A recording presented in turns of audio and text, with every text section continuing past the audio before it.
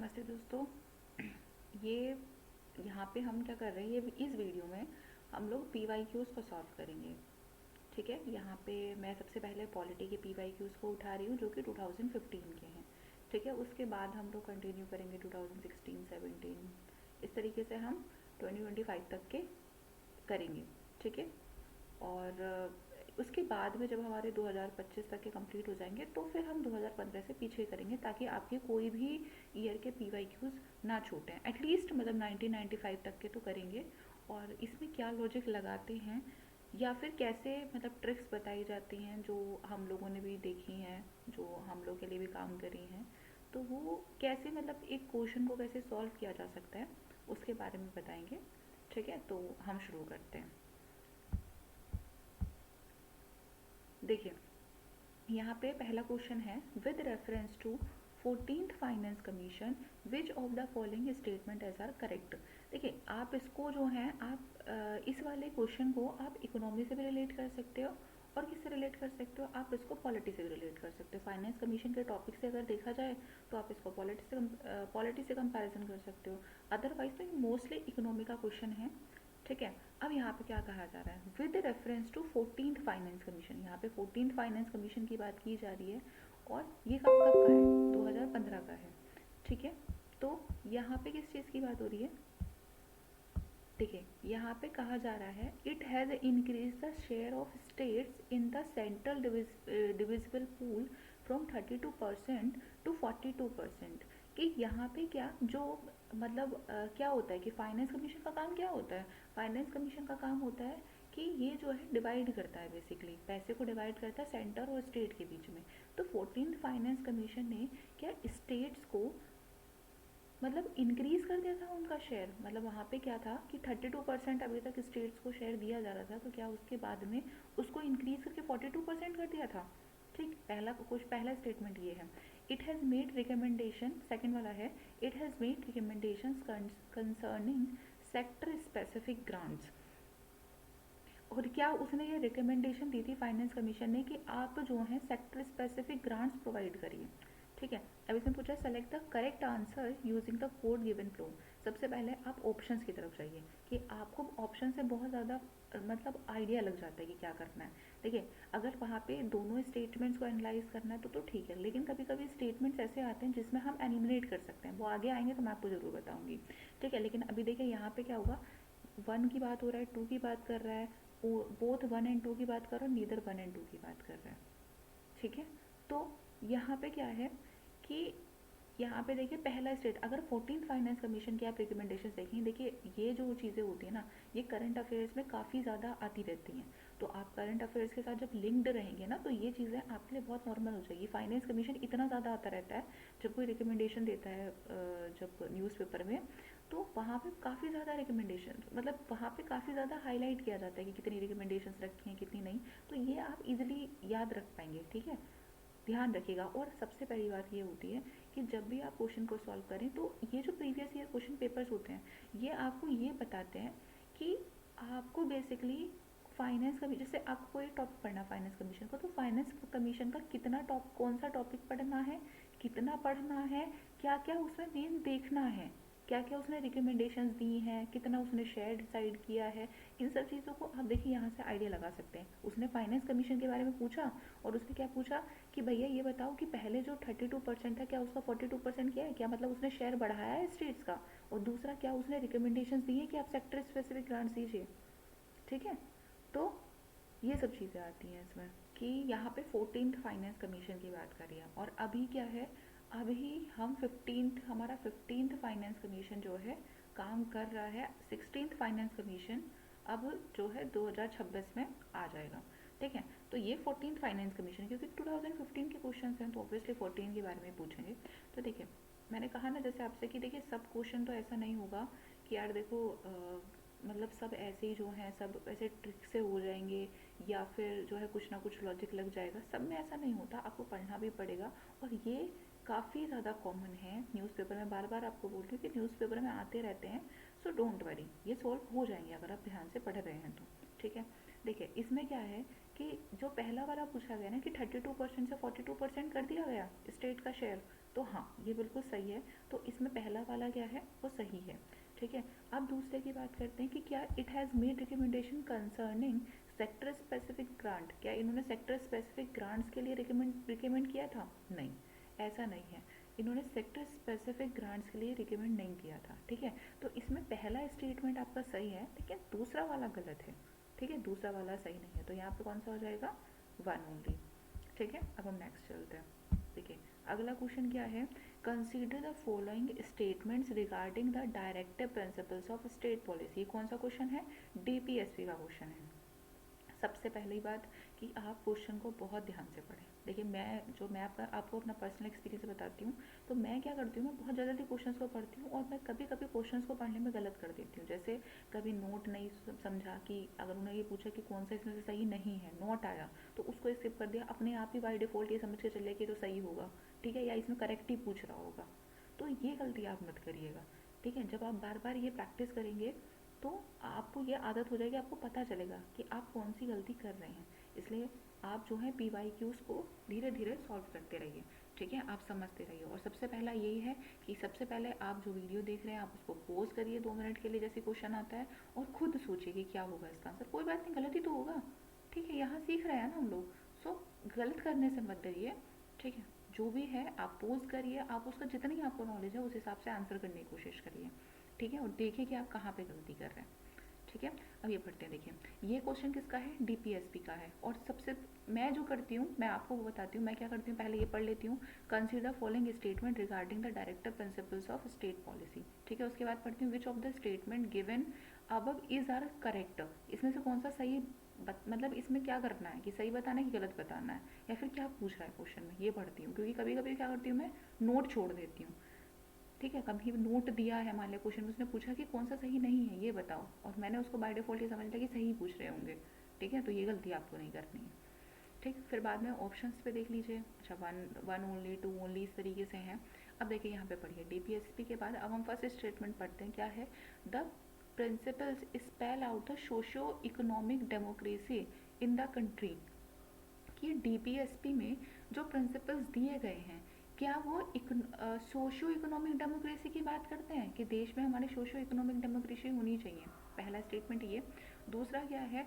The provision contained in these principles are not enforceable by any court. देखिए अगर आपने DPSP को बहुत ध्यान से पढ़ा है तो उसमें चीख चीख के उसमें ये कहा गया है कि not enforceable by any court, not enforceable by any court. ठीक है, फंडामेंटल राइट्स में क्या होता है कि ये कोर्ट के द्वारा एनफोर्सेबल होते हैं। यहाँ पे डायरेक्ट सुप्रीम कोर्ट का रोल होता है। कहाँ पे? फंडामेंटल राइट्स में। कि अगर आपका फंडामेंटल राइट्स का वायलेशन हुआ है तो आपको कोई ज़रूरत नहीं है लोअर कोर्ट में जाने की या फिर हाई कोर्ट में जाने की। आप चाहें तो आप सीधे सुप्रीम कोर्ट जा सकते हैं उसके लिए। ठीक है, लेकिन डीपीएसपी में कहा गया है कि डीपीएसपी जो है ये एनफोर्सेबल नहीं है। ठीक है, सुप्रीम कोर्ट एनफोर्सेबल मतलब इनको एनफोर्स नहीं करा सकता। बस क्या है कि जब अगर आप पॉलिसी को बिल्ड कर रहे हैं, जब गवर्नमेंट हमारी पॉलिसी को बिल्ड करती है तो क्या करें, वो डीपीएसपी के जो रूल्स हैं उनको थोड़ा ध्यान में रखें। ठीक है, कि इनको मतलब हम जो हमने डीपीएसपी बनाए हैं कि उनका इम्प्लीमेंटेशन धीरे धीरे कर सके, लेकिन ये जो है एनफोर्स नहीं कराए जा सकते। तो देखिए not enforceable by any court, तो ये तो सही है। The provision contained in this principles are not enforceable by any court, ये कोर्ट के द्वारा एनफोर्स नहीं कराए जा सकते। तो सेकंड तो सही है। ठीक है, सेकंड सही है, तो इसका मतलब टू तो हमारा हो सकता है। अब ये देखना है फर्स्ट भी है कि नहीं है। ठीक है, अब यहाँ पे देखिए नीदर का कॉन्सेप्ट खत्म हो गया, तो डी को आप एलिमिनेट कर सकते हो। ठीक है, नीदर नहीं आएगा। अब क्या आएगा? The principle spell out in the socio economic democracy की बात करता है। तो यहाँ पे क्या होता है, देखिए अगर आपने ध्यान से पढ़ा होगा तो जो जो फंडामेंटल राइट्स होते हैं ना, फंडामेंटल राइट्स में क्या होता है कि फंडामेंटल राइट्स जो है वो पॉलिटिकल डेमोक्रेसी की बात करते हैं, मतलब पॉलिटिकल आपको राइट प्रोवाइड करते हैं वो। ठीक है, वो पॉलिटिकल आपको राइट प्रोवाइड करते हैं। लेकिन जो डीपीएसपी होते हैं यहाँ पे किस चीज़ की बात करती है, सोशो इकोनॉमिक की बात की जाती है कि सोशली आपको एम्पावर किया जाए और इकोनॉमिकली आपको एम्पावर किया जाए। पॉलिटिकल एम्पावरमेंट की बात कहाँ की जाती है, फंडामेंटल राइट्स में बात की जाती है। लेकिन सोशल और इकोनॉमिक की बात किस में की जाती है, डीपीएसपी में। ये आप ध्यान रखिएगा, और अगर आप ध्यान से पढ़ेंगे तो उसमें लिखा हुआ है कि सोशो इकोनॉमिक डेमोक्रेसी प्रोवाइड करते हैं डीपीएसपी। ठीक है, तो ये भी सही है। तो यहाँ पे क्या आंसर होगा, सी, बोथ 1 and 2।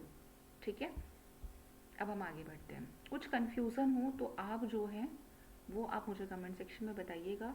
और सबसे बड़ी बात, आप जब भी पॉज करें वीडियो को, आप पहले खुद से सॉल्व करिए और उसके बाद आप कमेंट में आंसर भी लिखिएगा। ठीक है, देखते हैं कितना सही होता है कितना नहीं। कोई बात नहीं, जितना सही हो रहा है उतना करिए, डरिए नहीं। रोज़ के हिसाब से हम क्वेश्चन सॉल्व करेंगे तो धीरे धीरे प्रैक्टिस बन जाएगी। ठीक है, चलिए नेक्स्ट क्वेश्चन पे जाते हैं। अब ये क्या कहता है, कंसीडर द फॉलोइंग स्टेटमेंट। ये स्टेटमेंट्स को कंसीडर करिए। ये क्या है, which of the statement given above is are correct. इसमें ये बताना है कि कौन सा स्टेटमेंट करेक्ट है। ठीक है, अब स्टेटमेंट पढ़ते हैं। The Rajya Sabha has no power either to reject और अमेंड अ मनी बिल। कि राज्यसभा के पास में कोई पावर नहीं है कि वो रिजेक्ट कर सके या फिर अमेंड कर सके मनी बिल को। ठीक है, और यहाँ पे क्या, the Rajya Sabha can not vote on the demand for grants. क्या Rajya Sabha can not vote on demand for grants, क्या डिमांड फॉर ग्रांट्स पे वोट नहीं कर सकती। तीसरा है, the Rajya Sabha can not discuss the annual financial statement. कि क्या राज्यसभा फाइनेंशियल स्टेटमेंट को डिस्कस नहीं कर सकती। अच्छा, एनुअल फाइनेंशियल स्टेटमेंट क्या होता है बताइए, मुझे कमेंट में बताइएगा। एनुअल फाइनेंशियल स्टेटमेंट क्या होता है, अभी बताती हूँ। देखिए, यहाँ पे पहले आप एक बार जाएंगे ना, तो आप एक बार जो ऑप्शन दिए हो ना, आप इन पे गो थ्रू करिए। 1 only, 1 and 2 only, 2 and 3 only, 1, 2 and 3 only. अब यहाँ पे कोशिश करिए कि आप इसमें से किसी को एलिमिनेट कर पा रहे हो कि नहीं। देखिए, सबसे पहले जब भी आप क्वेश्चन सॉल्व करें ना, सबसे अच्छा रूल यही होता है, सबसे बढ़िया ये होता है कि आपको इन क्वेश्चंस में से जो आपको सबसे पहले आ रहा है आप उस क्वेश्चन को सॉल्व करिए। ठीक, मतलब जो आपको आ रहा है पहले उस स्टेटमेंट को सॉल्व करिए। ठीक है, देखिए अब यहाँ पे क्या है, एनुअल फाइनेंशियल स्टेटमेंट की बात देखो मैंने आपसे की। तो एनुअल फाइनेंशियल स्टेटमेंट क्या होता है, बजट रिलीज होता है ना आपका, होता है ना 2 फरवरी को, 1 या 2 फरवरी को जो होता है एनुअल फाइनेंशियल स्टेटमेंट जो होता है, जो बजट आता है सरकार के द्वारा, जो बजट बताती है कि भाई हमारा यहाँ एक्सपेंडिचर हुआ और यहाँ पे हमें इतना रेवेन्यू हुआ, आगे हमारी क्या पॉलिसीज़ रहेंगी, ये सब बताती है ना सरकार। हर दो फरवरी को आता है अधिकतर, मतलब मोस्टली टाइम 2 फरवरी को ही आता है। ठीक है, तो इसी के बारे में ये जो बजट होता है उसी को एनुअल फाइनेंशियल स्टेटमेंट कहा जाता है। तो इसमें क्या कहा गया, तीसरे वाले को आप पढ़िए, the Rajya Sabha can not discuss the annual financial statement. क्या राज्यसभा बजट को डिस्कस नहीं कर सकती, नहीं, ये गलत है यार। ये देखो, ये क्रक्स एकदम कि यहाँ पे जो बजट है, क्या राज्यसभा उसको डिस्कस भी नहीं कर सकती। नहीं नहीं, ऐसा नहीं है, राज्यसभा डिस्कस कर सकती है उसको। ठीक है, लोकसभा में तो जाता जाता है, लोकसभा से पास होने के बाद में वो राज्यसभा पे जाता है, राज्यसभा में भी डिबेट होती है बजट वगैरह पे। ठीक है, तो राज्यसभा में जाता है, वो बजट पे इतना डिस्कशन चलता है उस टाइम पे, आपने वैसे भी देखा होगा। ठीक है, अगर आपको इतना भी नहीं आइडिया होगा तो लेकिन पता होगा कि बजट डिस्कस हो रहा है, कि भैया राज्यसभा में डिस्कस हो रहा है, लोकसभा में डिस्कस हो रहा है, तो डिस्कस तो होता है। इसमें कहा गया कैन नॉट डिस्कस, नहीं, ये गलत है। तो हम थर्ड को एलिमिनेट कर देता। तो अब ये जो थर्ड वाला जिस चीज़ जहाँ जहाँ पे स्टेटमेंट पे आ रहा है, आप उन सब जगह से कट कर दीजिए। ये होता है एलिमिनेशन टेक्निक। आपको जो भी, अगर आप एलिमिनेट कर पा रहे, जैसे आपको जो भी आपने जो भी आपको ऑप्शन दिए गए हैं आपने उसको पढ़ा, और अगर आप उसको एलिमिनेट कर पा रहे हैं तो आप एलिमिनेट करिए उसको, तभी आप आंसर पे पहुंच पाते हैं। इसी को एलिमिनेशन टेक्निक बोलते हैं। ठीक है, अब आपको, आपने ऊपर वाले फर्स्ट एंड सेकंड नहीं पढ़े हैं अभी। ठीक है, अभी आप उसको छोड़ दीजिए। थर्ड वाला आपने पढ़ा, तो थर्ड वाले का आपको लगा कि गलत है। ठीक है, आपको पता है कि गलत है। ठीक, तो आप थर्ड वाले में से, थर्ड किस किस में आ रहा है, सी में आ रहा है और डी में आ रहा है, तो आप इसको एलिमिनेट कर दीजिए। आप सी और डी को एलिमिनेट कर दीजिए। अब हमारे पास क्या बचा, ए और बी। अब हमारे पास क्या बचा है, ए और बी। ठीक है, अब ए और बी के ऑप्शंस पढ़िए, उसमें क्या है, 1 only and second only. 1 only, देखो 1 दोनों में है, ए में भी है और बी में भी है, बस हमें 2 पढ़ना है, क्योंकि अब ए तो सही है, ये तो अपने आप ही सही हो गया, तो अब हमें 1 2 पढ़ने की ज़रूरत ही नहीं पड़ेगी। ठीक है, समझ रहे हैं ना आप, इससे आप टाइम भी सेव कर सकते हैं। अब आपको 1 पढ़ने की ज़रूरत नहीं पड़ेगी, अब आपको क्या पढ़ना है, सिर्फ 2 पढ़ना है, क्योंकि 1 तो दोनों में ही है, इसका मतलब 1 तो सही है। अब हमें सेकंड का पता लगाना है कि सेकंड सही है या नहीं सही है। देखिए, the Rajya Sabha can not vote on demand for grants. क्या राज्यसभा वोट नहीं कर सकती डिमांड फॉर ग्रांट्स पे? तो हाँ, ये सही है। डिमांड फॉर ग्रांट्स के लिए किसका राइट है? ये लोकसभा का है, ठीक है। राज्यसभा उस पर वोट नहीं कर सकती। डिमांड फॉर ग्रांट्स के लिए राज्यसभा नहीं कर सकती है, ठीक है। तो इस केस में क्या होगा? इसके लिए 2 सही है। अब देखिए ये जब आप पॉलिटी की बुक पढ़ेंगे ना, जब आप लक्ष्मीकांत पढ़ेंगे या कोई भी पॉलिटी की बुक आप उठा रहे हैं उसके लिए, तो जब आप उसमें पढ़ेंगे तो ये बहुत अच्छे से एक्सप्लेन किया हुआ है, ठीक है, पार्लियामेंट टॉपिक में। तो जब आप वहाँ पे पढ़ेंगे तो ये चीज़ें आपको बहुत अच्छे से समझ आ जाएंगी, ठीक है। और बहुत ध्यान से भी पढ़िएगा। आप जब भी किसी टॉपिक को पढ़ रहे हैं तो आप देखिए कि उस टॉपिक में से PYQs में क्या क्या पूछा गया है, यूपीएससी ने क्या क्या आपसे पूछा है, उस चीज़ का आप ध्यान रखिए, ठीक है। तो ये आपको अंडरस्टैंडिंग बैठे कि मुझे क्या पढ़ना है, कितना पढ़ना है, किस तरीके से पढ़ना है, ठीक है। जो सब कहते हैं, क्योंकि सिलेबस इतना वास्ट है यार, आप कहाँ तक पढ़ोगे। तो PYQs आपको हेल्प करेंगे कि आपको कितना पढ़ना है, कहाँ तक पढ़ना है और कैसे पढ़ना है। और हाँ, PYQs रिपीट होते हैं, स्टेटमेंट्स रिपीट होते हैं, ठीक है। आप ध्यान रखिएगा, इसलिए स्टेटमेंट्स को बहुत ध्यान से सॉल्व करिएगा और PYQs को याद करिए, मतलब ध्यान में रखिएगा इनको सॉल्व कैसे किया जाता है, क्योंकि ये रिपीट होते हैं। अगर हो सकता है दूसरा क्वेश्चन दे दे, उसमें ये वाला आपको ऑप्शन उठा के दे दे, ठीक है। तो इसलिए आप ध्यान रखिएगा। तो यहाँ पे क्या है, Rajya Sabha can not vote on demand for grants, तो ये सही है कि हाँ, राज्यसभा डिमांड फॉर ग्रांट्स के लिए वोट नहीं कर सकती, ठीक है। पहला तो सही है ऑब्वियसली, तो पहला तो अपने आप सही है क्योंकि 2 ही तो बचे थे, दोनों में 1 1 तो है। तो इसका आंसर क्या हो जाएगा? 1 और 2, ठीक है। अब हम आगे बढ़ते हैं। आगे क्वेश्चन, एक सेकेंड, 5th, ठीक है। अब हम 5th क्वेश्चन पे आते हैं। देखिए ये क्या है, the government of India act of 1919 clearly defined. देखिए ये भी जो है पॉलिटिकल क्वेश्चन है, इसको आप जो है जो मॉडर्न हिस्ट्री है उससे रिलेट कर सकते हैं, but most of the time ये पॉलिटिकल ही क्वेश्चन है, ठीक है। अब यहाँ पे क्या है, ये 1919 का एक्ट है। इसके बाद कौन कौन से एक्ट आए थे? इसके बाद आए थे, इसके बाद में 1935 का एक्ट आया था, फिर बाद में 1947 का आया था, government of India act of 1935 और 1947, ठीक है। तो ये 1919 का एक्ट है, ठीक है। ये देखो, ये आपको पढ़ना पड़ेगा, ये आपने पॉलिटी की बुक पढ़ी होगी तो आप उसमें से शायद सॉल्व कर पाएंगे इजीली। अब देखते हैं कैसे कितना हम सॉल्व कर पा रहे हैं, ठीक है। अब देखिए इसमें क्या कहा गया है, government of India act of 1919 की बात कर रहा है। The separation of power between judiciary and legislature. क्या यहाँ पे जुडिशरी और लेजिस्लेचर, जुडिशरी क्या होता है, जैसे ये जजेस वगैरह जो कोर्ट वगैरह होती हैं, और लेजिस्लेचर जो लॉ वगैरह बनाते हैं, तो क्या इनमें सेपरेशन की बात की है, ठीक है। सेकंड पढ़ते हैं, the jurisdiction of central and provincial government. यहाँ पे क्या कहा है कि यहाँ पे जुरिस्डिक्शन की बात की गई है। कौन से जुरिस्डिक्शन की? Of central and provincial government. यहाँ पे सेंट्रल और प्रोविंशियल गवर्नमेंट जो है उसके जुरिस्डिक्शन की बात की गई है, ठीक है। The power of secretary of state for India and the viceroy. यहाँ पे secretary of state for India and viceroy की बात की गई है, नन ऑफ द अबव, ठीक है। क्या इसमें, देखिए थर्ड वाला आप पढ़िए, इसमें क्या कहा गया है, the power of secretary of state, मतलब स्टेट के जो सेक्रेटरी होंगे, इंडिया के जो सेक्रेटरी हैं उनकी पावर या उनके वाइसराय की जो पावर है उसके बारे में बात की गई है? नहीं, इसमें इस चीज़ की बात तो नहीं की गई है, ठीक है। तो हम सी को एलिमिनेट कर सकते हैं, ठीक है। अब हम आते हैं फर्स्ट वाले पे, the separation of power between judiciary and the legislature. क्या यहाँ पे जुडिशरी और लेजिस्लेचर के सेपरेशन की बात की गई है? नहीं, इसकी भी बात नहीं की है, ठीक है। अब पढ़ते हैं हम बी वाला। यहाँ पे नन ऑफ द अबव पे देखिए तब तक नहीं आ सकते जब तक हमारे पास ऑप्शन है, क्या पता बी वाला सही हो, है ना। दो तो हमने काट ही लिया। अब देखो 50-50 का कॉन्सेप्ट पे आ गए हैं। क्या हुआ, ए हमने काट दिया, ठीक है, ए हमने काट दिया और सी हमने काट दिया। अब हम चलते हैं बी पे, ठीक है। अब बी वाला क्या कह रहा है, बी और डी रह गया अब हमारा, ठीक है। अगर बी भी नहीं हुआ तो फिर हमारा बाय डिफॉल्ट डी हो जाएगा। तो हम बी पे जाते हैं। बी क्या कह रहा है, the jurisdiction of the central and provincial government. कि यहाँ पे गवर्नमेंट ऑफ इंडिया एक्ट 1919, क्या इसमें हमारे सेंटर की जो गवर्नमेंट है, प्रोविंशियल की जो गवर्नमेंट है, इनके जुरिस्डिक्शन की बात की है? हाँ, की है।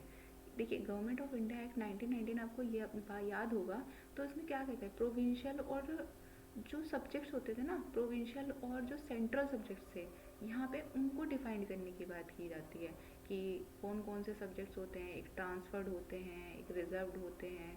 ठीक है, रिजर्व क्या कर दिए जाते हैं, गवर्नर के लिए रिजर्व कर दिए जाते हैं। ट्रांसफ़र पे क्या होता था कि ट्रांसफ़र पे जो प्रोविंशियल गवर्नमेंट थी वो उस पर लॉ बना सकती थी। ठीक है, तो इन सब की बात की गई है। देखिए ये तभी सॉल्व होगा ये वाला question government of India act of 1919 जब आप इसको पढ़ेंगे। ठीक है, जब आप इसको पढ़ेंगे तो आप इसको ईजिली सॉल्व कर पाएंगे।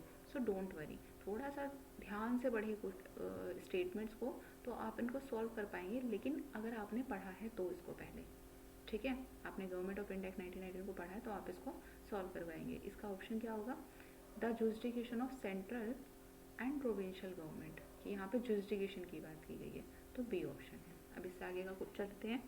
देखिए मैं अभी भी कह रही हूँ आपसे, जब भी आपके पास में क्वेश्चन आए नया, तो आप सबसे पहले वीडियो को पॉज करिए और खुद से सोचिए और उसके बाद आंसर लिखिए, कमेंट में लिख के दीजिए, ताकि पता तो चले कि आप लोग कितना कर रहे हैं। ठीक है, और उसके बाद में आप समझिए, अगर कुछ गलती होती है तो यहाँ से समझ लीजिए, और कुछ ना समझ में आए तो आप मुझे ज़रूर बताइए। ठीक है, अब हम दूसरा पढ़ते हैं। नेक्स्ट क्वेश्चन क्या है, When a bill is referred to a joint sitting of both the houses of parliament, it has to be passed by। यहाँ पे बात की जा रही है जॉइंट सिटिंग की। ठीक है, When a bill is referred to a joint sitting, जब भी कोई बिल जॉइंट सिटिंग को दिया जाता है दोनों हाउसेस की। देखिए जॉइंट सेटिंग कब होती है, आपको ये ध्यान होगा ना, जॉइंट सेटिंग कब होती थी, जब लोकसभा और राज्यसभा में, मान लें लोकसभा से बिल पास हो गया, राज्यसभा में नहीं हो रहा। ठीक है, या राज्यसभा से पास हो गया, लोकसभा में नहीं हो रहा, तो किसी किसी जो बिल होते हैं, कोई कोई जो बिल होते हैं उसमें जॉइंट सेटिंग हो सकती है। ठीक है, जब उनमें जॉइंट सेटिंग हो सकती है, वो जॉइंट सेटिंग के बीच में लोकसभा राज्यसभा को एक साथ बैठा के उनसे कहा जाता है भैया अब वोट कर लो, कम से कम इस बिल को पास करो। ठीक है, इस तरीके से होता है, वो सबके लिए नहीं होता। ठीक है, वो सबके लिए नहीं होता, उसमें एक्सेप्शंस भी होती हैं। ठीक है, जैसे मनी बिल के नहीं होता, क्योंकि मनी बिल में राज्यसभा का इतना रोल ही नहीं होता। ठीक है, और जैसे कॉन्स्टिट्यूशन को अमेंड करना है तो उसमें जॉइंट सिटिंग का कोई रोल नहीं होता। ठीक, तो अब यहाँ पे देखते हैं कि अगर कोई बिल जो है जॉइंट सिटिंग को रेफर किया गया है तो it has to be passed by, उसे कैसे पास होना होगा, a simple majority of member present and voting. ठीक है, ये क्या है, 3/4 majority of members present and voting, 2/3 majority of the houses, absolute majority of the houses.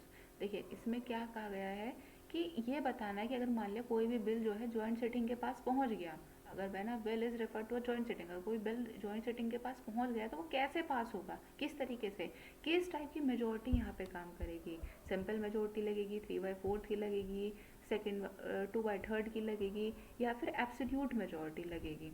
तो देखिए इस क्वेश्चन में कैसे होगा, अच्छा देखिए पॉज करिए और खुद सोचिए कैसे होगा। देखिए जॉइंट सिटिंग में क्या होता है कि पहले तो देखिए दो तरीके से मिक्सअप करके ये क्वेश्चन बनाया गया है, एक तो जॉइंट सिटिंग का है और दूसरा किसका है, मेजॉरिटी का है। मतलब है भी, क्योंकि जब आप जॉइंट सेटिंग को डिस्कस करते हैं तो जॉइंट सेटिंग में बताया जाता है कि ये किस मेजॉरिटी से पास होगा। तो देखिए जॉइंट सेटिंग जो होती है ना, जब हम मतलब जॉइंट सेटिंग कब की जाती है कि भैया आप आपस में मिल बैठ के यार तुम इस जो बिल है इसको पास कर लो। ठीक है, तो जॉइंट सेटिंग में जो होता है, जॉइंट सेटिंग सिंपल मेजोरिटी से होती है। ठीक है, कि जितने लोग प्रेजेंट हैं, ठीक है, वो लोग वोट दे, और सिंपल मेजोरिटी, सिंपल मेजोरिटी का क्या मतलब होता है, जैसे मान लिया 100 मेंबर्स हैं तो 50+1, मतलब 51% अगर वोट दे रहे हैं, 51 लोग अगर हाँ कर दिया तो वो बिल पास हो गया, अदरवाइज तो नहीं हुआ। तो जॉइंट सेटिंग जो होती है, आप ध्यान भी रखिएगा। देखिए जॉइंट सेटिंग से क्वेश्चन ये काफ़ी इंपॉर्टेंट है, पार्लियामेंट्री क्वेश्चन जो होते हैं ना, पार्लियामेंट में जो टॉपिक उठाए जाते हैं, ये काफ़ी इंपॉर्टेंट टॉपिक है पार्लियामेंट का।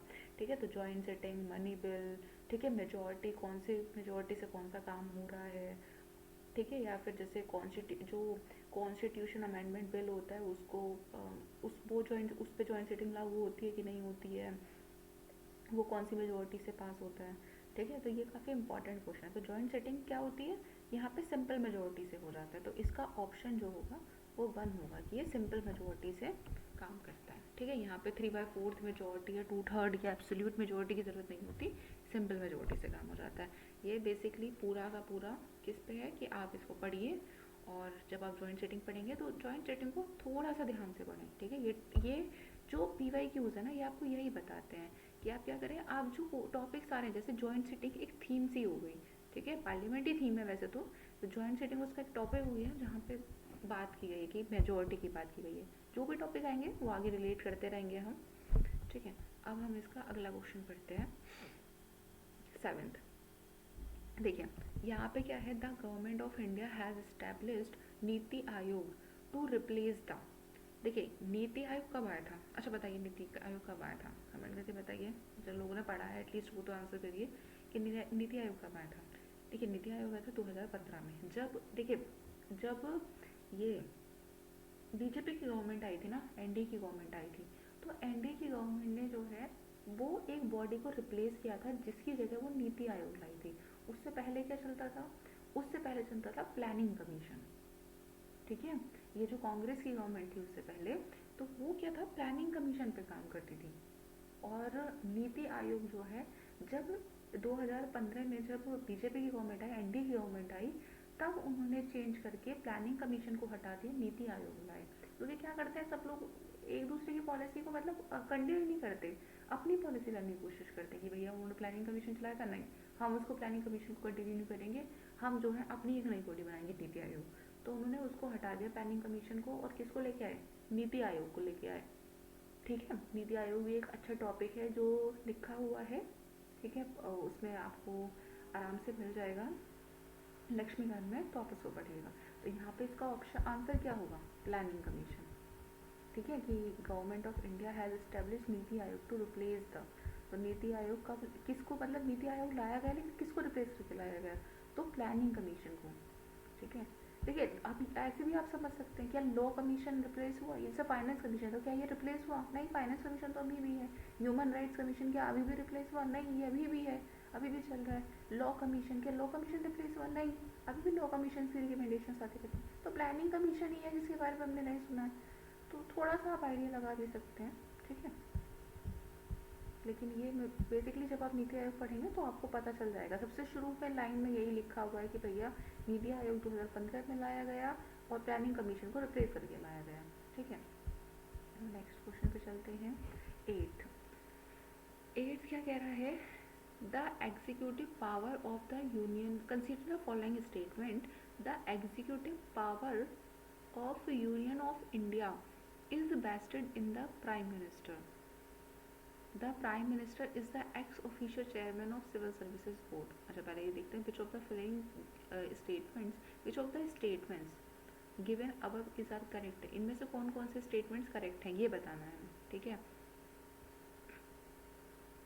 तो यहाँ पे क्या कहा गया है, the executive power of union of India is vested in the prime minister। अच्छा देखिए यहाँ पे ये कह रहा है कि जो एग्जीक्यूटिव पावर होती है, जो मतलब हमारा जो देश है, इंडिया है, उसकी जो एग्जीक्यूटिव पावर है, क्या वो प्राइम मिनिस्टर के हाथों में है, ठीक है। पहला क्वेश्चन तो ये हो गया। दूसरा क्या, पहला ऑप्शन तो ये हो गया। दूसरा क्या है, the prime minister is the ex official chairman of civil services board. आप सिविल सर्विसेज एग्जाम दे रहे हैं ना, तो सिविल सर्विसेज बोर्ड जो है, क्या उसके चेयरमैन प्राइम मिनिस्टर हैं, क्या आपने सुना है,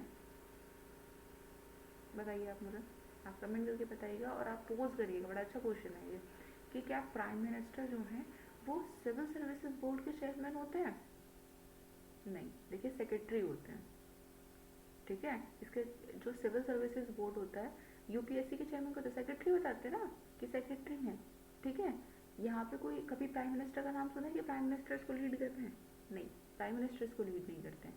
तो सेकंड ऑप्शन तो वैसे ही गलत हो गया। इसका मतलब हमें करेक्ट बताना था, 2 तो है ही नहीं, ठीक है, बोथ 1 और 2 भी नहीं हुआ, ठीक है। अब हमारे पास 2 ऑप्शन बचे, देखिए 2 तो है ही नहीं, 2 तो हमने कट कर दिया कि ये तो गलत ही है, ठीक है।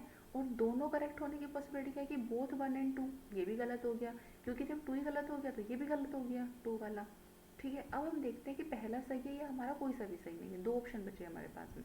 अब चेक करते हैं, the executive power of the union of India is vested in the prime minister. जो एग्जीक्यूटिव पावर है इंडिया की, ठीक है, क्या वो प्राइम मिनिस्टर के हाथ में, देखिए मेन तो देखिए क्या होता है,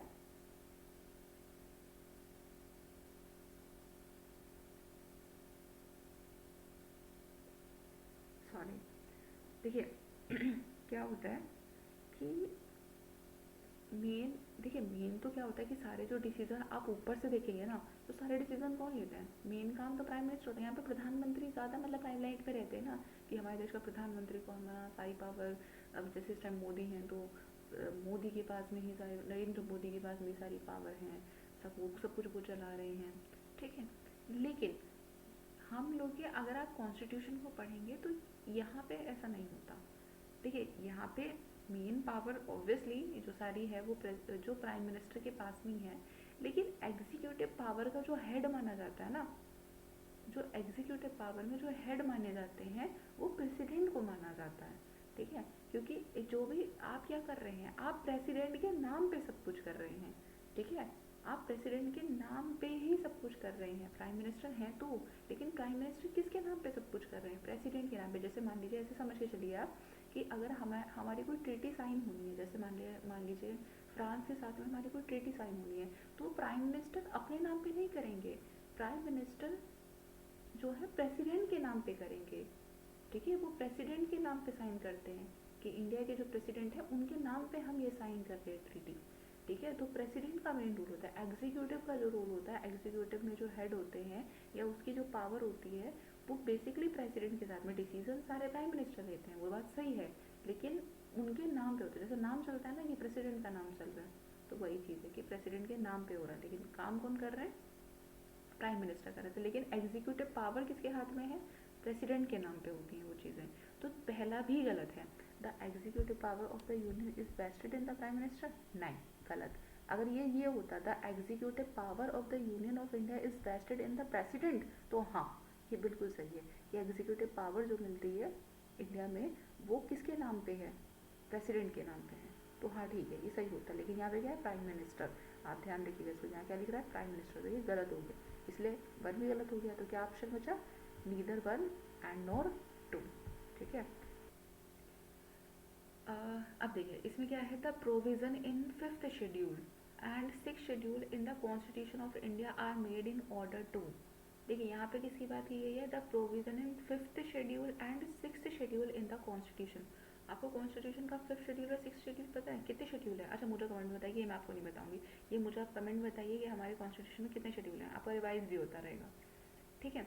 तो यहाँ पे क्या बात की गई है कि हमारे फिफ्थ शेड्यूल और सिक्स शेड्यूल की बात हो रही है। अच्छा, फिफ्थ शेड्यूल और सिक्स शेड्यूल में किसकी बात की हुई है? फिफ्थ शेड्यूल में इतना तो बता देती हूँ आपको, फिफ्थ शेड्यूल में और सिक्स शेड्यूल में बात किसकी की गई है? यहाँ पे शेड्यूल कास्ट और शेड्यूल ट्राइब्स की बात की गई है, ठीक है।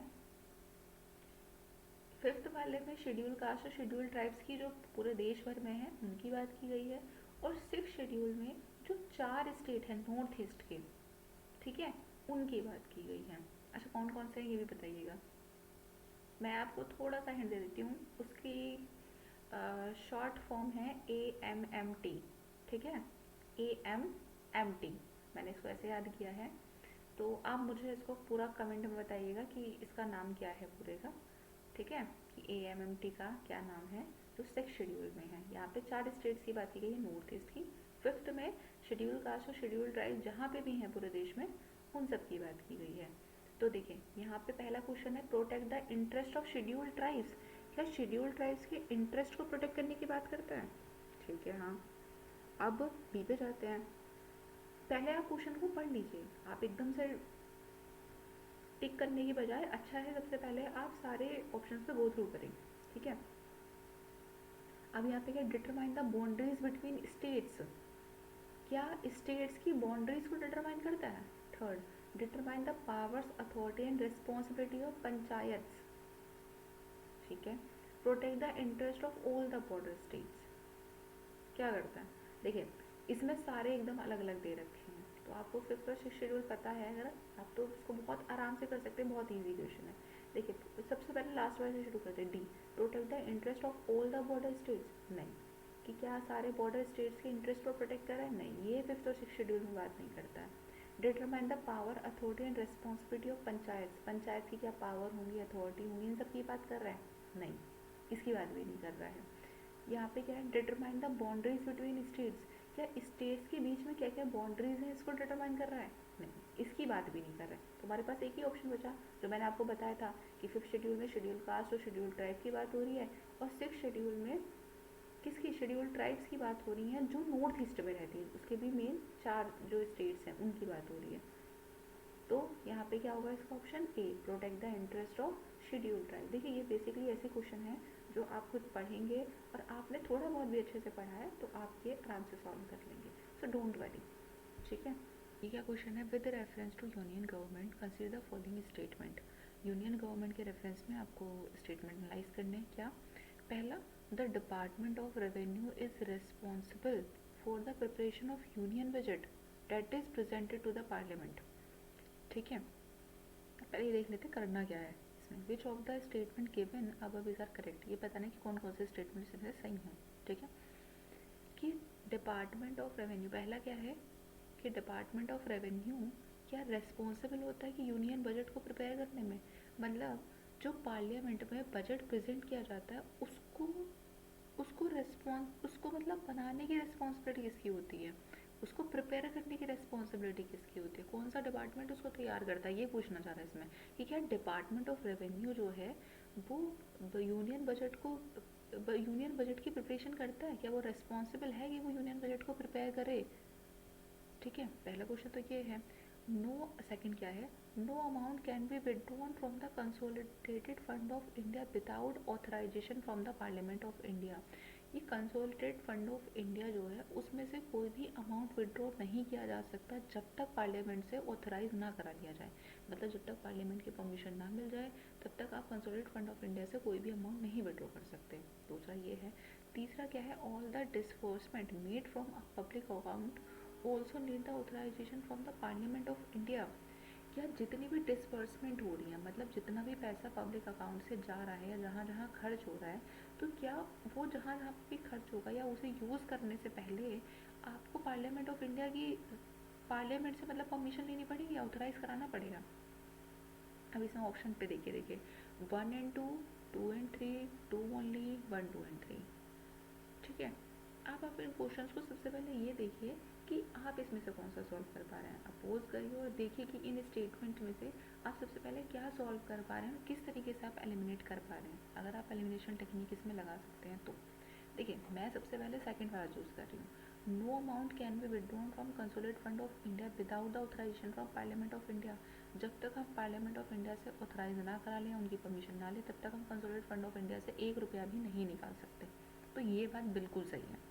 ठीक है, ये बात बिल्कुल सही है कि कंसोलिडेटेड फंड ऑफ इंडिया जो होता है, जो कंसोलिडेटेड फंड होता है, उसको उसमें से पैसे निकालने से पहले आपको पार्लियामेंट से ऑथराइज करवाना पड़ता है। ठीक है, अब 2 तो सही है। अब देख लेते हैं 2 कहाँ कहाँ पे है। देखिए, ए में भी है, बी में भी है, सी में भी है, डी में भी है। तो अब इससे तो आप एलिमिनेट नहीं कर पाएंगे। क्यों?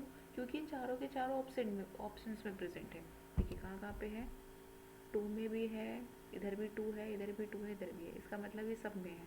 अब हमें 1 और 3 में से चूज़ करना पड़ेगा कोई सा।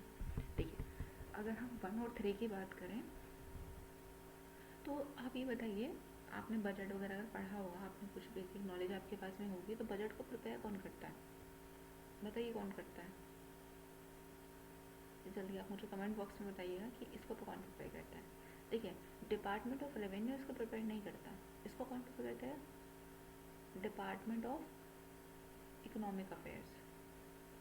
ठीक है, ये क्या करता है, ये बजट को प्रिपेयर करता है। ठीक है, तो यहाँ पर डिपार्टमेंट ऑफ रेवेन्यू नहीं करता है। तो डिपार्टमेंट ऑफ रेवेन्यू नहीं करता है तो ये क्या हो जाएगा, गलत हो जाएगा।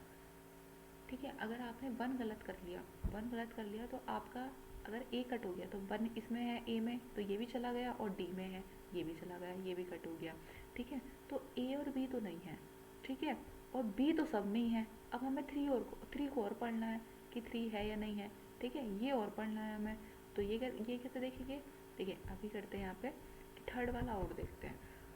थर्ड वाले में क्या है, all the disbursement made from public account. अगर आपने देखिए अकाउंट वाला सेक्शन पढ़ा हुआ ना, consolidated fund of India, public account, ठीक है, तो इनकी नॉलेज आपको बड़ी अच्छी होगी। All the disbursement made from public account also need the authorisation from parliament of India. कि पब्लिक अकाउंट से हम जितना भी कुछ पैसे निकाल रहे हैं, यूज़ कर रहे हैं, उसके लिए हमें पार्लियामेंट ऑफ इंडिया की परमिशन की ज़रूरत हो रही है? नहीं, इसमें ऐसा नहीं होता। देखिए, जो पब्लिक अकाउंट होता है ना, ये एग्जीक्यूटिव एक्शन पे इम्प्लीमेंट होता है। यहाँ पे एग्जीक्यूटिव्स की चलती हैं। एग्जीक्यूटिव्स जैसे प्रेसिडेंट के नाम पे चलता है, प्राइम मिनिस्टर, ये सब क्या कर सकते हैं, एग्जीक्यूटिव हैं, मतलब जो इम्प्लीमेंट करते हैं चीज़ों को। ठीक है, जैसे लॉ बन गया, अब उस लॉ का इम्प्लीमेंटेशन पे काम कर रहे हैं। ठीक है, तो ये जो है पब्लिक अकाउंट जो है वो एग्जीक्यूटिव एक्शंस पे काम करता है। यहाँ पे पार्लियामेंट का इतना रोल नहीं होता है। ऐसा नहीं कि यहाँ पे पार्लियामेंट से परमिशन लेनी पड़ेगी तब 1 रुपया निकाल सकते हैं, नहीं, पब्लिक अकाउंट में ऐसा नहीं होता। तो ये गलत है, 3 वाला गलत है। तो इसका ऑप्शन क्या हो जाएगा, इसका ऑप्शन हो जाएगा 2 एंड, नहीं नहीं नहीं, सॉरी सॉरी, देखिए ए और सी डी तो पहले ही कट गया था ना, 2 सब में था, तो 3 भी गलत है, क्योंकि सारे डिस्बर्समेंट क्या हमारी पार्लियामेंट से होती है, नहीं, इसके लिए पार्लियामेंट की आपको ज़रूरत नहीं है। यहाँ पे आप खुद भी कर सकते हो। इसका ऑप्शन क्या हो जाएगा, सी। इसका ऑप्शन क्या हो जाएगा, इसका ऑप्शन हो जाएगा सी आपका। ठीक है, अब नेक्स्ट क्वेश्चन पे चलते हैं हम लोग। ठीक है, अब इसमें क्या है, who which of the following is the custodian of constitution of India. Constitution of India का कस्टोडियन कौन है। ठीक है, बताइए, ये बहुत सिंपल क्वेश्चन है। ठीक है, ये कॉन्स्टिट्यूशन ऑफ इंडिया का कस्टोडियन कौन है, किसके पास कॉन्स्टिट्यूशन की कस्टडी है। अगर कॉन्स्टिट्यूशन के साथ कुछ भी छेड़छाड़ की जा रही है या कॉन्स्टिट्यूशन को बदलने की कोशिश की जा रही है, तो किसके पास राइट है कि कॉन्स्टिट्यूशन को ना बदला जाए या कॉन्स्टिट्यूशन की, मतलब कॉन्स्टिट्यूशन को मेंटेन करके रखा जाए। ठीक है, उसके साथ गड़बड़ ही ना की जाए। तो कौन ध्यान रखता है इस चीज़ का, प्रेसिडेंट रखते हैं, प्राइम मिनिस्टर रखते हैं, लोकसभा सेक्रेटरीट है, या फिर सुप्रीम कोर्ट ऑफ इंडिया है। देखिए, अगर आपको ये ना भी पता हो, वैसे तो आपको ये पता होना चाहिए, अगर आपने पढ़ा है बेसिक तो आपको ज़रूर पता होगा, आप इसका आंसर मेरे बताने से पहले ही आप कर देंगे। ठीक है, तो आपको पता भी है कि इसका ऑप्शन डी है, supreme court of India custody रखता है। ठीक है, तभी तो क्या होता है कि अगर हमारा कॉन्स्टिट्यूशन का देखिए, कॉन्स्टिट्यूशन में सरकार कुछ भी चेंज कर सकती है। देखिए, सरकार क्या चाहती है, सरकार का तो ये रहता है ना कि हम पे पाबंदी ना लगाई जाए, हमारी जो मन हो हम वो करें, यही तो करती है ना सरकार, कि हम पे कोई पाबंदी ना लगाई जाए, हम सारी चीज़ों को अपने कंट्रोल में रखें। ठीक है, लेकिन सरकार ऐसा कर क्यों नहीं पा रही है, एक बात बताइए, सरकार कर क्यों नहीं पा रही है, क्यों, क्योंकि सुप्रीम कोर्ट बैठा है। जरा सा वो कॉन्स्टिट्यूशन के हिसाब से, उनको सरकार को क्या है, कॉन्स्टिट्यूशन के हिसाब से चलना होता है, और जरा सा सरकार कॉन्स्टिट्यूशन के साथ इधर उधर छेड़छाड़ करती है, अगर वो वैलिड तरीके से कर रही है तो ठीक है, लेकिन अगर वो नहीं कर रही है तो क्या होता है, सुप्रीम कोर्ट जो है बीच में आ जाता है कि भैया नहीं, आप बेसिक स्ट्रक्चर के साथ खिलवाड़ कर रहे हैं कॉन्स्टिट्यूशन के, आप बेसिक स्ट्रक्चर को नहीं कर सकते। अच्छा, ये बेसिक स्ट्रक्चर कॉन्सेप्ट निकल के आया, तो बताइए बेसिक स्ट्रक्चर जो है कब आया था, ठीक है, और कौन से केस में आया था। ठीक है, कौन से सुप्रीम कोर्ट के, कौन से सुप्रीम कोर्ट जज का केस था जिसमें जो है बेसिक स्ट्रक्चर की बात की गई है, ये आप मुझे कमेंट में ज़रूर बताइएगा। ठीक है, तो कॉन्स्टिट्यूशन का कस्टोडियन होता है सुप्रीम कोर्ट होता है। अब देखिए ऊपर के ऑप्शन आप देखिए, प्रेसिडेंट है, प्राइम मिनिस्टर है और लोकसभा सेक्रेटरी है, ये सारे एग्जीक्यूटिव्स वाले हैं। ठीक है, इसका मतलब ये लोग तो वायलेट करेंगे, अगर ये मौका पड़ जाए तो ये कॉन्स्टिट्यूशन को करेंगे वायलेट। ठीक है, ये कोई मौका नहीं छोड़ेंगे। लेकिन सुप्रीम कोर्ट ऑफ इंडिया ऐसा है जो कस्टडी रखता है, कि कॉन्स्टिट्यूशन का ध्यान रखता है। ठीक है, आर्टिकल 32 में कहा गया है कि नहीं कहा गया है। ठीक है, तो यहाँ पे क्या है, सुप्रीम कोर्ट ऑफ इंडिया। अब नेक्स्ट क्वेश्चन पे चलते हैं। यहाँ पे क्या है, consider following statement, the legislative council of A state, state की लेजिस्लेटिव काउंसिल की बात हो रही है। ठीक है, in India can be larger in size than half of the legislative assembly of that particular state. और क्या है, the government of a state nominates, the governor of state nominate the chairman of legislative council of that particular state. Which of the statement above given above is are correct? इनमें से कौन कौन से statement सही हैं।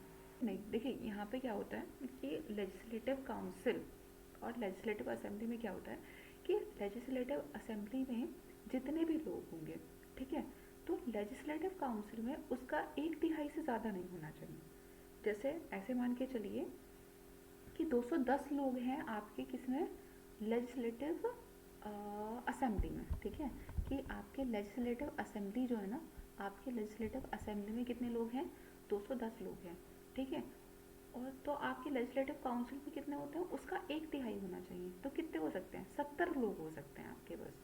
ठीक है, आपके 70 से ज़्यादा नहीं होने चाहिए। एक तिहाई तक लोग आपके हो सकते हैं, एक तिहाई से ज़्यादा नहीं हो सकते। इसमें मिनिमम भी वैल्यू होती है, जो मैंने आपसे कहा था कि आप मुझे कमेंट में बताइएगा। ठीक है, मिनिमम कितने हो सकते हैं? मिनिमम रह सकते हैं 40, 40 से कम नहीं हो सकते। मिनिमम आपको 40 रखने ही रखने होंगे। ठीक है, और एक तिहाई आप लेजिस्लेटिव असेंबली के रख सकते हैं। ठीक है, लेकिन यहाँ पे कितना बात कर रहा है कि क्या लेजिस्लेटिव काउंसिल जो है वो बड़ी हो सकती, can be larger in size. तो क्या साइज में बड़ी हो सकती है? तो नहीं, ये साइज में बड़ी ही नहीं हो सकती। सबसे पहले तो आप ये छोड़ दीजिए। Than half of the legislative assembly, और ऊपर से हाफ की बात कर रहे हैं कि क्या उसकी आधी हो सकती, आधी से ज़्यादा हो सकती है? तो नहीं, ऐसा नहीं हो सकता। तो फर्स्ट स्टेटमेंट तो अपने आप में गलत हो गया। दूसरा क्या है, the governor of state, state के जो गवर्नर हैं, ठीक है, वो नॉमिनेट करते हैं chairman of legislative council of that particular state. उस स्टेट में जो लेजिस्लेटिव काउंसिल है उसके चेयरमैन को क्या गवर्नर नॉमिनेट करते हैं? देखिए, सबसे पहला वर्ड यहाँ पे क्या आ गया? नॉमिनेट। सबसे पहला वर्ड क्या आ गया? नॉमिनेट। पहली बात तो ये कि नॉमिनेट नहीं करते हैं, कि जो चेयरमैन जो होते हैं ना लेजिस्लेटिव काउंसिल के, वो नॉमिनेट नहीं होते हैं। वो क्या होते हैं? उनको इलेक्ट किया जाता है, पहली बात तो ये। और उनको गवर्नर इलेक्ट नहीं करते हैं।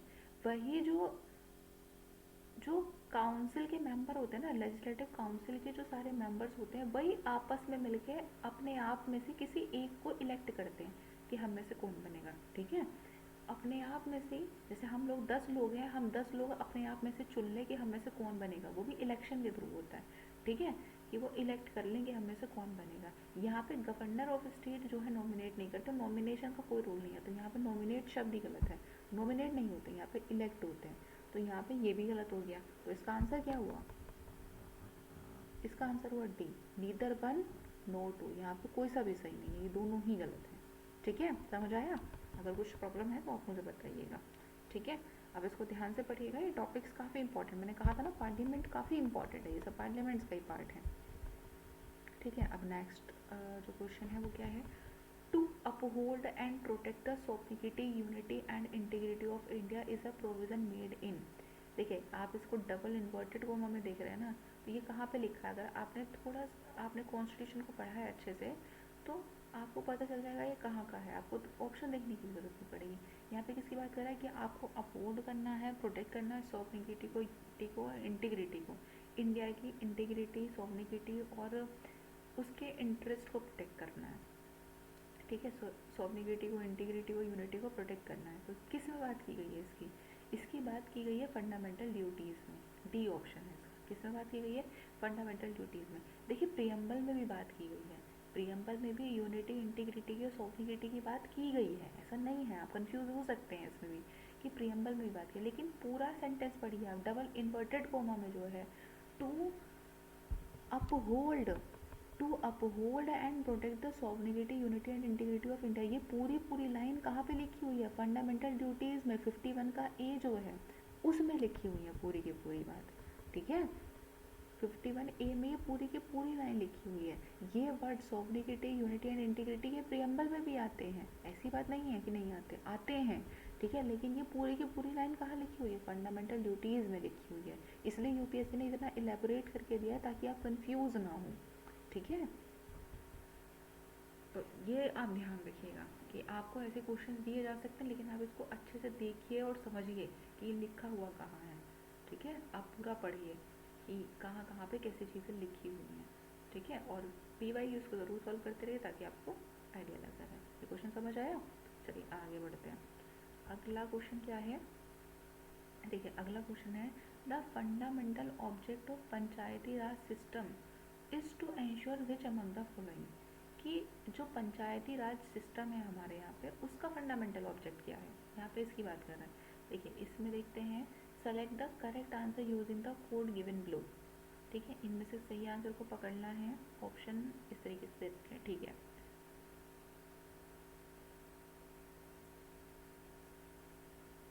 थोड़ा सा पोज करिए और खुद सोचिए कि क्या हो सकता है इसमें। ठीक है, यहाँ पे किस किस की बात की गई है? यहाँ पे बात की गई है, देखिए ऑप्शंस में जाए तो पहला ऑप्शन क्या है? Peoples participation in development. कि क्या लोगों का पार्टिसिपेशन रहता है डेवलपमेंट में, क्या मेन ये ऑब्जेक्ट है। देखिए पहला क्वेश्चन पढ़िए, the fundamental object of Panchayati Raj system.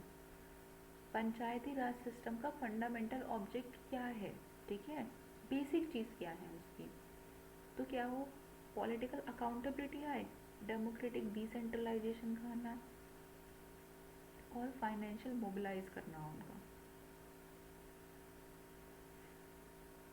People participation in development,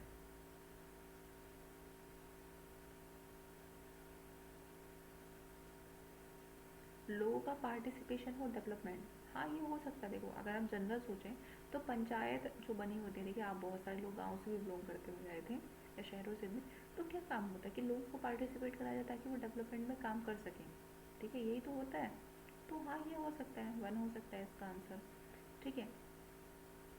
दूसरा क्या है, पॉलिटिकल अकाउंटेबिलिटी, कि पॉलिटिकल उनकी अकाउंटेबिलिटी रहे। देखिए नहीं, ये नहीं होता। पंचायती राज में अकाउंटेबिलिटी की बात नहीं की जाती। ये ऑप्शन देख के तो आपको लग सकता है कि हाँ इसकी भी बात की गई है, आपको ऑप्शन तो डी लगेगा, ठीक है, कि 1 2 3 एंड 4 होना चाहिए इसका, कि यहाँ पे सबकी बात तो हो रही है, या पंचायती राज में तो इन सब का सब पे काम किया जाता है, नहीं, ठीक है। आपको ऑप्शन देखने में तो ऐसा लगेगा सब सही होंगे यार, सब अच्छे तो लग रहे हैं देखने में, जनरल से स्टेटमेंट है, बट नहीं ऐसा नहीं है। देखिए पंचायती राज में कहीं भी पॉलिटिकल अकाउंटेबिलिटी की बात नहीं करता। जब आपने पंचायती राज इंस्टीट्यूशंस पढ़े होंगे लक्ष्मीकांत से, तो वहाँ पे पॉलिटिकल अकाउंटेबिलिटी की बात नहीं होती। अकाउंटेबिलिटी की बात लोकसभा तक रहती है, ठीक है, लोकसभा राज्यसभा में अकाउंटेबिलिटी की बात होती है। पंचायती राज के केस में अकाउंटेबिलिटी की बात नहीं होती है। पॉलिटिकल अकाउंटेबिलिटी की, पॉलिटिकल अकाउंटेबिलिटी के लिए है नहीं, ये किस लिए लाया जाता है कि लोगों का पार्टिसिपेट कराया जा सके, डेवलपमेंट कराया जा सके उनका, ठीक है, डेमोक्रेसी लेके आई जा सके ग्रास रूट लेवल तक, ठीक है, कि ग्रास रूट लेवल तक हम डेमोक्रेसी प्रोवाइड कर सकें। तो टू नहीं होगा। अगर हम दूसरे को कट कर दें ना, देखिए अगर हम यहाँ पर टू को कट कर दें, अगर हम ये समझ जाएं कि दूसरा जो है नहीं आएगा, पॉलिटिकल अकाउंटेबिलिटी का रूल नहीं है, तो देखिए टू कहाँ कहाँ पे है, वो सब जगह कट जाएगा। देखिए टू ए में है, बी में है और डी में है, इसका मतलब ए भी कट गया, बी भी कट गया, डी भी कट गया, आपके क्वेश्चन ही एलिमिनेशन से सॉल्व हो गया। आपका बचा सिर्फ सी। अब इसके बाद आपको कुछ देखने की ज़रूरत ही नहीं है, आपका क्या बचा 1 and 3। तो पीपल का पार्टिसिपेशन और डेवलपमेंट में ये बात सही है। तीसरा क्या है, डेमोक्रेटिक डिसेंट्रलाइजेशन, कि डेमोक्रेसी डिसेंट्रलाइजेशन हो, मतलब लोकतंत्र जो है वो ग्रास रूट लेवल तक जाए, तो ये बात सही है। डेमोक्रेसी का डिसेंट्रलाइजेशन तो वो नहीं है। फाइनेंशियल मोबिलाइजेशन, उनको फाइनेंशियली मोबिलाइज करने के लिए, देखिए ये भी काफ़ी जनरल से स्टेटमेंट, जिसे आपको देख के लगे हाँ यार फाइनेंशियली तुमको सशक्त बनाना है या मोबिलाइज करना है, बट ऐसा नहीं है, ये भी नहीं आता है। हमारा क्या ऑप्शन होगा इसमें, 1 and 3। ये आपको थोड़ा ध्यान से पढ़ना रहेगा, तब आपको ये चीज़ें समझ में आएंगी। अगर आप ये सेकंड वाला कर लेते ना, पॉलिटिकल अकाउंटेबिलिटी वाला, तो शायद हो सकता है आप लोग इसको सॉल्व कर लें, ठीक है। ये थोड़ा सा मॉडरेट लेवल का है, यहाँ पे चीज़ें तो बड़ी आसान सी दिख रही है लेकिन एक्चुअली उतनी है नहीं, ठीक है। तो इसका ऑप्शन क्या होगा, सी होगा, 1 and 3, क्योंकि पॉलिटिकल अकाउंटेबल नहीं है, ठीक है। चलिए अब आगे बढ़ते हैं। यहाँ पे है, इससे अगला है आपका, यहाँ पे बात की गई है, the ideal of welfare state in Indian constitution is endorsed in its, कि वेलफेयर स्टेट का जो आइडिया है उसकी बात कॉन्स्टिट्यूशन में कहाँ की गई है, ठीक है। तो पहला है प्रियम्बल, दूसरा है DPSP directive principles of state policy, तीसरा है फंडामेंटल राइट्स, डी है 7th शेड्यूल। हाँ, अब बताइए कहाँ पे वेलफेयर स्टेट की बात की गई है। आपने डीपीएसपी को पढ़ा है थोड़ा बहुत भी। देखिए डीपीएसपी में हमेशा ये कहा गया है कि हम यहाँ पे वेलफेयर स्टेट की बात कर रहे हैं, वेलफेयर स्टेट बनाना हमारा काम है। आप प्रियम्बल को पढ़िए, देखिए प्रियम्बल के शब्द बहुत इंपॉर्टेंट होते हैं, जैसे sovereignty, integrity, unity of India, ठीक है, सेकुलरिज्म, ठीक है, यहाँ पे क्या होता है, और सोशलिस्ट की बात होती है, ठीक है, इन सब की जस्टिस की बात होती है। तो ये शब्द जो है ना ये बड़े इंपॉर्टेंट है, आप इनको ध्यान में रखिएगा, ठीक है, क्योंकि प्रियम्बल भी इन्हीं से रिलेटेड क्वेश्चन पूछता रहता है, दर बदल के अमेंडमेंट्स पूछ लेगा, या फिर कि ये कब ऐड हुआ था, कौन सी कमेटी ने रिकमेंड किया था, कौन से साल में आया था, ठीक है, इस तरीके से पूछ लेते हैं। या कौन कौन से वर्ड्स मेंशन हैं जो स्टार्टिंग में है, अमेंड होने से पहले कौन कौन से वर्ड मेंशन थे कॉन्स्टिट्यूशन में, प्रियम्बल में, और उसके बाद जब अमेंड हो गया तो कौन कौन से शब्द ऐड हुए प्रियम्बल में, तो आप प्रियम्बल को थोड़ा ध्यान से पढ़िएगा। तो प्रियम्बल में अगर आप देखें ना, तो प्रियम्बल में वेलफेयर स्टेट कहीं मेंशन नहीं है, तो ये तो कट गया, ठीक है। अब आते हैं फंडामेंटल राइट्स की बात।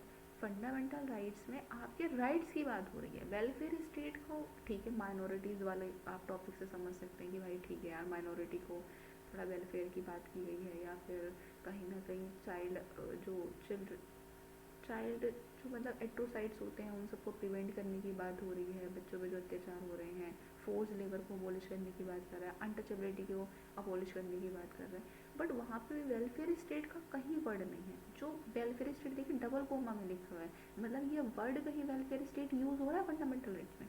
नहीं। सेवन शेड्यूल में, सेवन शेड्यूल किसका आता है? जो सेवन शेड्यूल बताइए कौन सा आता है? पावर्स को डिवाइड करने की बात करता है सेवन शेड्यूल, कि यूनियन स्टेट में कौन कौन सी पावर्स डिवाइड होती हैं, ठीक है। तो यहाँ पे ये सेवन शेड्यूल में भी नहीं आता है। बचा डीपीएसपी, तो डीपीएसपी में देखिए बोला जाता है कि वेलफेयर स्टेट पे हम काम करेंगे, यही तो सरकार का काम है कि वेलफेयर स्टेट बनाए। डीपीएसपी को तभी तो एनफोर्स नहीं कराया गया है ना। क्या क्या कहा गया है कि आप स्टेट्स के वेलफेयर के लिए काम करेंगे, वेलफेयर स्टेट का काम करेंगे, ठीक है। तो यहाँ पे सरकार जो है वो वेलफेयर स्टेट के लिए डीपीएसपी को लेके आई थी कि स्टेट्स का वेलफेयर किया जा सके। तो ये किसमें मेंशन है वेलफेयर स्टेट का? ये कीवर्ड ही है पूरा, ये कीवर्ड का मेंशन आप प्रॉपर देखेंगे कहाँ पे? डीपीएसपी में, ठीक है। तो इस तरीके से आपको जब टॉपिक पढ़ना है, अगर आप डीपीएसपी पढ़ रहे हैं तो आप एक बार प्रीवियस ईयर पेपर्स देख लीजिए कि क्या क्या क्वेश्चन पूछे गए हैं, इससे आपकी अंडरस्टैंडिंग बढ़ेगी।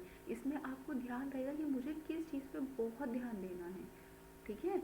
ये चीज़ आपको पीवाईक्यू सिखाते हैं। देखिए हम लोग क्या करते हैं ना, कभी कभी पढ़ के छोड़ देते हैं कि हाँ ठीक है यार वेलफेयर स्टेट की बात कर रहे हैं, ठीक है चलो इग्नोर मारो, ठीक है। लेकिन अब देखो वेलफेयर स्टेट अब यहाँ पे पूछा गया तो हम कंफ्यूज हो जाते हैं इन क्वेश्चन में कि यार वेलफेयर स्टेट की बात कहाँ की गई है, ठीक है। तो इसलिए पीवाईक्यूज हमारी हेल्प करते हैं। चलिए अब अगला क्वेश्चन देखते हैं।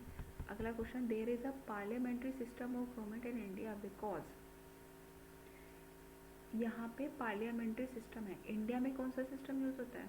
पार्लियामेंट्री, ठीक है। प्रेसिडेंट वाला नहीं होता, प्रेसिडेंट वाला कहाँ यूज़ होता है? यूएसए में, जहाँ पे प्रेसिडेंट भी अथॉरिटी में होते हैं। यहाँ पे पार्लियामेंट्री सिस्टम है। तो यहाँ पे पार्लियामेंट्री सिस्टम इंडिया में यूज़ होता है, लेकिन क्यों होता है? क्योंकि अब इसका पूछना कि क्यों यूज़ हो रहा है, तो यहाँ पे क्या रीज़न देना है हमें कि Lok Sabha is elected directly by the people, कि क्या लोकसभा लोगों के द्वारा इलेक्ट होकर आती है? बात तो सही है यार। Parliament can amend the constitution, कि क्या पार्लियामेंट कॉन्स्टिट्यूशन को अमेंड कर सकता है? तो हाँ कर सकता है। Rajya Sabha can not be dissolve, Rajya Sabha कभी डिजॉल्व नहीं होती, ये बात भी सही है, राज्यसभा कभी डिजॉल्व नहीं होती। Council of minister is responsible to the Lok Sabha, कि हमारे जो काउंसिल ऑफ मिनिस्टर हैं क्या वो हमारे लोकसभा को रिस्पॉन्सिबल हैं, ये बात भी सही है। अब देखो ये क्वेश्चन ना उस टाइम पे जब आया था तो बच्चों को बड़ा कंफ्यूज किया था, ठीक है, क्योंकि इसमें सारे स्टेटमेंट सही हैं। There is a parliamentary system of government, यहाँ पे पार्लियामेंट्री सिस्टम ऑफ गवर्नमेंट में क्या क्यों है ये, मतलब हमने क्यों पार्लियामेंट्री सिस्टम को रखा गया है, क्या मेन रीज़न था कि पार्लियामेंट्री सिस्टम को रखा गया, प्रेसिडेंशियल सिस्टम को ही रखा गया है, ठीक है। अब ये चारों ऑप्शन सही है, जब आप अलग अलग देखेंगे ना तो यहाँ पे चारों ऑप्शन आपको सही मिलेंगे, लेकिन मेन इसमें क्या है, और आपको पढ़ के भी ऐसा लगेगा यार सारे सही हैं। मैं ज़रूर से चाहती हूँ कि आप इसको वीडियो को पॉज करें और आप इस क्वेश्चन को सॉल्व करें, मुझे आंसर ज़रूर बताएं, ठीक है। देखिए यहाँ पे इसका ऑप्शन है D, council of minister is responsible to the Lok Sabha. Parliamentary system में ये सब चीज़ें होती हैं, देखिए हमारे यहाँ पे लोकसभा लोगों से द्वारा चुन के आती है, हम लोग वोट डालते हैं डायरेक्टली, ठीक है। पार्लियामेंट को आप पार्लियामेंट अमेंड कर सकते हैं कॉन्स्टिट्यूशन को, बिल्कुल कर सकती है। राज्यसभा कभी डिजोल्व नहीं होती, बिल्कुल नहीं होती। काउंसिल ऑफ मिनिस्टर रेस्पॉन्सिबल होते हैं लोकसभा को, बिल्कुल होते हैं, ठीक है। यहाँ पे चारों ऑप्शन सही हैं, लेकिन मेन जो काम होता है पार्लियामेंट्री सिस्टम का, अगर आपसे कोई भी पूछे कि पार्लियामेंट्री सिस्टम को हमने क्यों रखा है या पार्लियामेंट्री सिस्टम का मेन काम क्या है, तो यही है कि यहाँ पे जो हमारे काउंसिल ऑफ मिनिस्टर्स हैं, या फिर ये पूछा जाए कि पार्लियामेंट्री सिस्टम किस कंटेक्स्ट में बिल्कुल सही बैठती है, ठीक है। तो यही चीज़ है कि हमारे जो काउंसिल ऑफ मिनिस्टर्स होते हैं वो हमारे लोकसभा को रिस्पॉन्सिबल होते हैं, लोकसभा में उनको जवाब देना होता है, उनसे सवाल जवाब होते हैं ना, अपोजिशन उनसे पूछता है ना क्वेश्चन, सब लोग आते हैं जब लोकसभा में तो उनसे क्वेश्चन पूछे जाते हैं ना 0 आवर में, ठीक है, पूछे जाते हैं कि नहीं पूछे जाते हैं, या फिर जब हाउस का सेशन चल रहा होता है उनसे सवाल जवाब किए जाते हैं कि आप ये पॉलिसी क्यों लाए, ऐसा क्यों हुआ, पूछा जाता है कि नहीं पूछा जाता है। तो यहाँ पे क्या है कि हमारे जो काउंसिल ऑफ मिनिस्टर्स हैं वो लोकसभा को रिस्पॉन्सिबल होते हैं, ठीक है, उनकी रिस्पॉन्सिबिलिटी होती है कि वो जवाबदेही करें, जवाबदेही होते हैं वो लोग, इसलिए हम पार्लियामेंट्री सिस्टम को लाए थे। ठीक है, ठीक है, अब हम आगे बढ़ते हैं। ठीक है, देखिए 2015 के जो PYQs थे उसमें इतना ही था। ठीक है, तो ये स्लाइड यहीं पे ख़त्म होती है। अब अगली बार जो हम डिस्कस करेंगे वो PYQ पॉलिटी के ही हम 2016 के उठाएंगे। ठीक है, आपको कुछ भी प्रॉब्लम हो तो आप मुझे कमेंट में बताइएगा, और मैंने आपसे जो पूछा है आप मुझे ज़रूर से आंसर करिएगा।